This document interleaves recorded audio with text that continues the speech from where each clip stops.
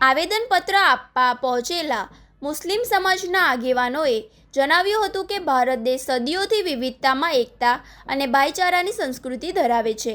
હિન્દુ ધર્મમાં ગાયને અત્યંત પવિત્ર અને માતા સમાન દરજ્જો આપવામાં આવ્યો છે.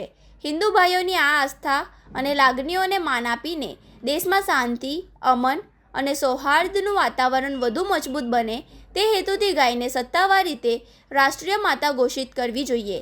જંબુસર શહેર તેમજ ગ્રામ્ય વિસ્તારના મુસ્લિમ સમાજના પ્રતિષ્ઠિત નાગરિકો, યુવાનો અને સામાજિક કાર્યકરો મોટી સંખ્યામાં મામલેદાર કચેરી ખાતે એકત્રિત થયા હતા, જ્યાં તેમણે મામલેદારને આવેદનપત્ર આપી વિનંતી કરી હતી કે માંગણીના દેશના ઉચ્ચ સત્તાધીશો અને સરકાર સુધી પહોંચવામાં આવે. ગાય એ માત્ર કોઈ એક ધર્મ પૂરતી મર્યાદિત નથી, પરંતુ આપણી ભારતીય સંસ્કૃતિનું પ્રતીક છે.